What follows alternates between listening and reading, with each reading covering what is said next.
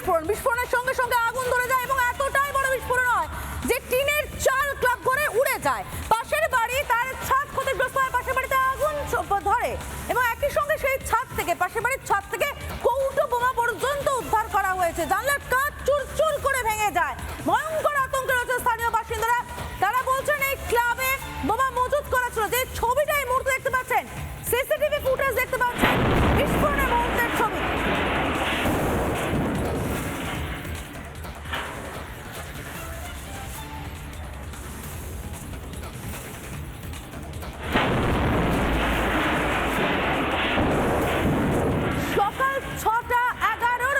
সকাল 6:11 যে সময় এই বিস্ফোরণটি ঘটে তার সিসিটিভি ফুটেজ দেখতে পাচ্ছেন। কি ভয়ঙ্কর রকমের বিস্ফোরণ ঘটে এবং শব্দে কেঁপে ওঠে গোটা পাড়া। পাড়ার বাসিন্দারা বুঝতেই পারছেন না কারা এইভাবে বোমা মজুত রেখেছেন। তবে ক্লাব প্রেসিডেন্ট একটা কথা বলছেন। ক্লাব প্রেসিডেন্টের চাঞ্চল্যকর অভিযোগ যে এর সঙ্গে প্রমোটিং যুক্ত রয়েছে। প্রমোটিং যিনি করছেন তার পিছনে প্রভাবশালী রয়েছেন এবং তিনি একসময় শাসক দলেও ছিলেন, যার নাম নিতে ভয় পাচ্ছেন ক্লাব প্রেসিডেন্ট। সৈকত রয়েছে আমার সঙ্গে, সরাসরি চলে যাবো সৈকতের কাছে। সৈকত, তুমি ক্লাব প্রেসিডেন্টের সঙ্গে কথা বলছিলে, তিনি ভয় পাচ্ছেন নাম নিতে, প্রভাবশালী, প্রমোটিং সব তথ্য জড়িয়ে যাচ্ছে। সিসিটিভি ফুটেজ আমরা দেখাচ্ছি। কি ভয়ঙ্কর বিস্ফোরণ, এখনো কি বোমা উদ্ধার করা হচ্ছে?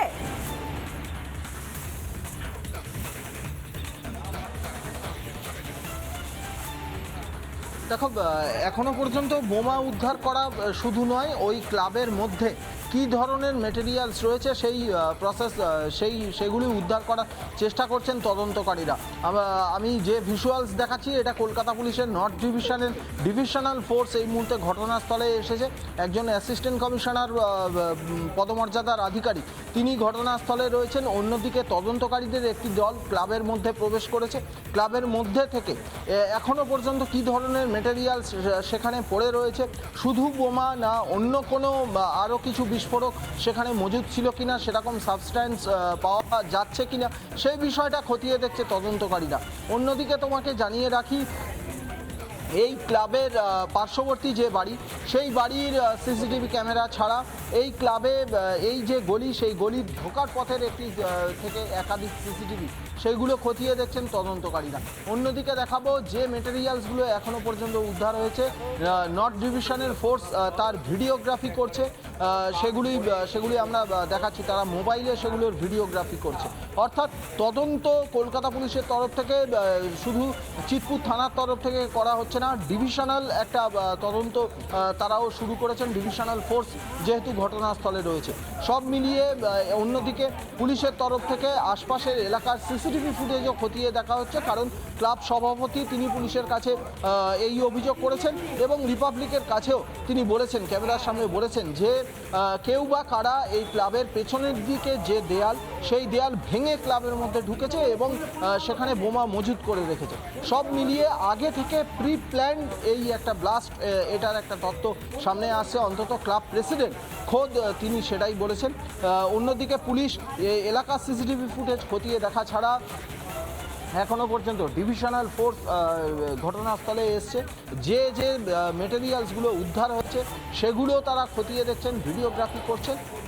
এখনও পর্যন্ত পুলিশি তদন্তে এটাই উঠে এসেছে, এলাকার সিসিটিভি ফুটেজ দেখে মূলত ক্লাব প্রেসিডেন্ট যে ইঙ্গিত দিচ্ছেন যে কেউ বা কারা ভেতরে এসেছিল, সেইটা জানার চেষ্টা করছেন তদন্তকারীরা।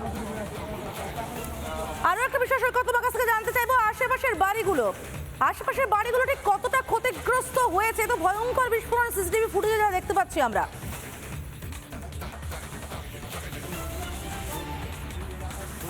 আমরা সৈকতের কাছে যাবো। সৈকত রয়েছে আমাদের সঙ্গে, আমরা লাগাতার সৈকতের মাধ্যমে জানছি যে ঠিক কি পরিস্থিতি তৈরি হয়েছিল।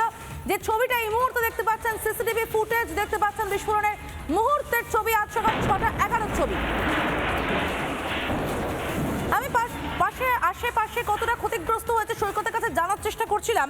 সৈকত পাশের বাড়ির ছাদে উঠে আমাদেরকে দেখিয়েছিল ঠিক কতটা ক্ষয়ক্ষতি হয়েছে, সেই ছবিটা বরং একবার আমরা দেখে নিই। নানা ধরনের কন্টেন্ট দেখার জন্য লাইক করুন, শেয়ার করুন আমাদের ফেসবুক পেজ, সাবস্ক্রাইব করুন আমাদের ইউটিউব চ্যানেল। পাশাপাশি অন্যান্য ব্রেকিং নিউজের জন্য অবশ্যই চোখ রাখুন রিপাবলিক বাংলায়।